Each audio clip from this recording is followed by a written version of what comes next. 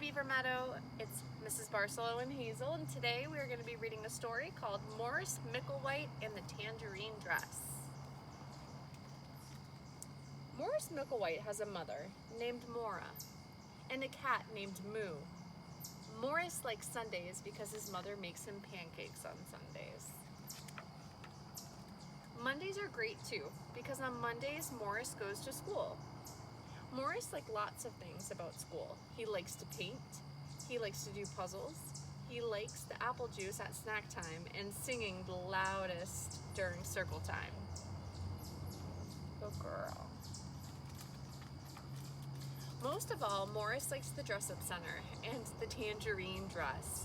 Morris likes the color of the dress. It reminds him of tigers, the sun, and his mother's hair.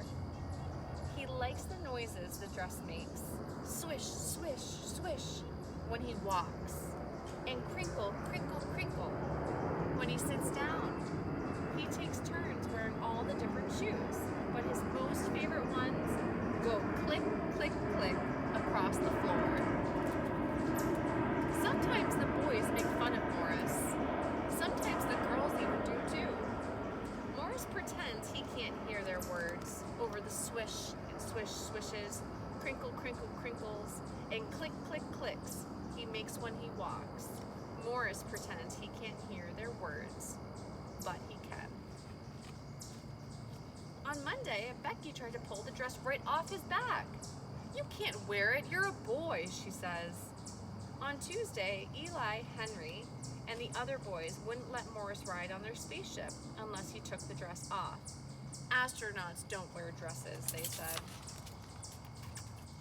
On Wednesday, Bee and Leela noticed Morris's fingernails. His mother had painted them for him the night before. They chased him around the playground shouting, "Pinky fingers, pinky fingers." On Thursday, the boys wouldn't sit near Morris at the snack table. "We don't want you to turn us into girls." On Friday, Morris pretended he had a tummy ache when he thought of all of the kids in his class and all the mean things that they did and said. His tummy ached for real. His mother let him stay in his bed and read books about elephants. Moo sat in his lap. Moo liked elephants too. Good girl. On Saturday, Morris's mother brought him some apple juice. He took a sip and she stroked his hair. Moo purred loudly. Morris suddenly felt well enough to do a puzzle. He hummed to himself and felt better again. On Sunday, Morris crawled out from under the covers after a wonderful dream about being on a space safari with Moo. In the dream, they saw big blue elephants and tigers the color of the sun that Morris could hold in the palm of his hand. The elephants swished, swished, swished as they moved through the grass, and the tigers ate giant leaves that crinkled, crinkled, crinkled, and their tiny teeth chewed them. The buttons on the spaceship clicked, clicked, clicked under Morris's fingers. Morris wanted to share all the amazing things he had seen. He took out his brushes, put on his smock, and began to paint, using every color he could imagine. He showed his painting to his mother when he was done. He pointed out the big blue elephant, the tiny tiger, the color of the sun, and the tall grass and the giant leaves. He pointed out Moo in his shiny, round space helmet. "And who's that?" his mother asked, pointing at the little boy in the tangerine dress, riding atop the big blue elephant. Morris was hoping she'd ask. "That's me," he said. On Monday, Morris went to school with his painting rolled up in his backpack.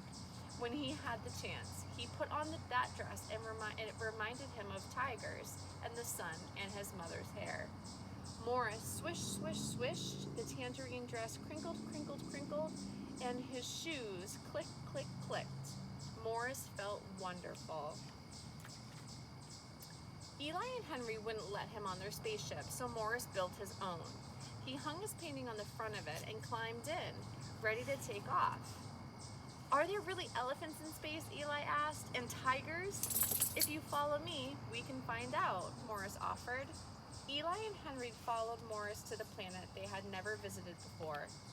As they expected, Morris swished, swished, swished, and the tangerine dress crinkled, crinkled, crinkled, and his shoes clicked, clicked, clicked. By the time they returned to Earth, Eli and Henry had decided that it didn't matter if astronauts wore dresses or not. The best astronauts were the ones who knew where all the good adventures were hiding. Morris smiled. He already knew that. When snack time was over, Becky demanded the dress. Morris told her she couldn't have it told her she could have it when he was done with it. Boys don't wear dresses, Becky sniffed. Morris smiled as he swished, crinkled, and clicked back to his spaceship. This boy does. Boys and girls, I hope you enjoyed this story all about being awesome and trying new things and accepting people for who they are.